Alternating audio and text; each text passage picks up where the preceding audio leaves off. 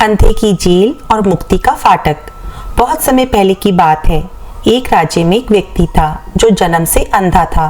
वो मेहनती और ईमानदार था, लेकिन एक झूठे आरोप में उसे अपराधी मान लिया गया और जन्म भर की कैद की सजा सुनाई गई।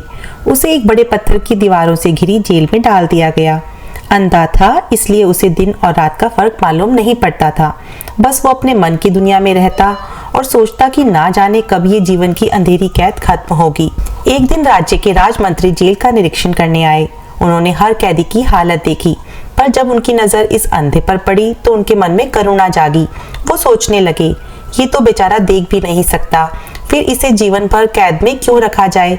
उन्होंने जेल अधिकारी से कहा, यदि यह अंधा कभी इस जेल के फाटक से बाहर निकलने लगे तो इसे रोकना मत। इसे स्वतंत्रता का अवसर मिलना चाहिए। अंधे कैदी को जब ये खबर मिली तो उसकी खुशी का ठिकाना ना रहा। वो सोचने लगा, अब तो बस मुझे फाटक तक पहुंचना है और मैं आजाद हो जाऊंगा। पर समस्या ये थी कि उसे पता नहीं था कि फाटक किस दिशा में है। उसने उपाय सोचा, मैं दीवार पकड़कर चलूंगा, एक एक कदम सावधानी से बढ़ाऊंगा। जब फाटक आएगा तो ठंडी हवा और खुलेपन से पहचान जाऊंगा और बाहर निकल जाऊंगा।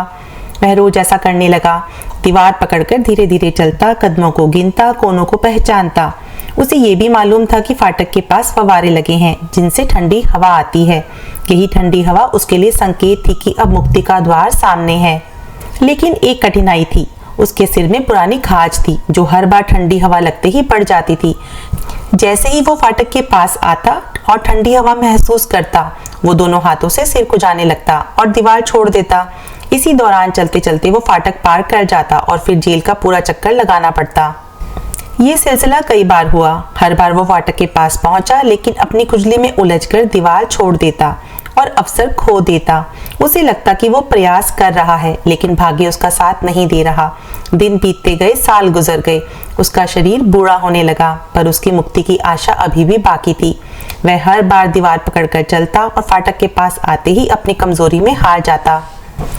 एक दिन उसने मन ही मन सोचा, कहीं मैं भी उस मनुष्य की तरह तो नहीं जो अपनी कमजोरियों और वासनाओं में इतना उलझ जाता है कि मुक्ति का द्वार सामने होते हुए भी उसे पहचान नहीं पाता। उसका हृदय कांप उठा। उसने महसूस किया कि असली कैद तो शरीर की नहीं, मन की होती है। दीवारें तो बाहरी हैं, लेकिन जो दीवार मन ने बनाई है, लोभ, मोह, वासना और तृष्णा की, वही सबसे मजबूत जेल है।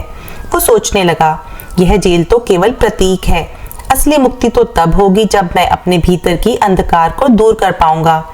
उस दिन उसने दीवार पकड़ी और प्रण लिया कि चाहे कुछ हो जाए, अब वह दीवार नहीं छोड़ेगा। वह धीरे धीरे फाटक की ओर बढ़ा। ठंडी हवा आई, खाज ने सिर में जलन पैदा की, लेकिन उसने धैर्य रखा। उसने सोचा, यह खुजली मेरी परीक्षा है। यदि मैं इस पर विजय पा लूं तो यही मेरा उद्धार है। कदम दर कदम बढ़ते हुए उसने आखिरकार फाटक पार कर लिया। पहरेदारों ने उसे रोका नहीं, क्योंकि राजमंत्री की आज्ञा थी। वह पहली बार खुले आसमान के नीचे पहुंचा। सूरज की किरणें उसके चेहरे पर पड़ी। वो देख नहीं सकता था, पर उसके हृदय ने उजाला महसूस किया। वह मुक्त था, केवल शरीर से नहीं, मन से भी। शिक्षा। ये कहानी केवल उस अंधे कैदी की नहीं है, ये हर मनुष्य की कहानी है। हम सब जीवात्मा उस अंधे की तरह हैं जो इस शरीर रूपी जेल में बंद हैं। मुक्ति का फाटक हमारे सामने होता है, ज्ञान, भक्ति, प्रेम और आत्मनियंत्रण के रूप में। पर जब मुक्ति का अवसर आता है, तब हम संसार की तृष्णाओं, वासनाओं और लोभ की खुजली में उलझ जाते हैं। जन्म जन्म मुनि जतन कराही, अंत राम कहीं आवत नाही। कई जन्मों का तप भी व्यर्थ हो जाता है यदि हम अंतिम क्षण में भी अपने भीतर की वासनाओं को नहीं त्याग पाते।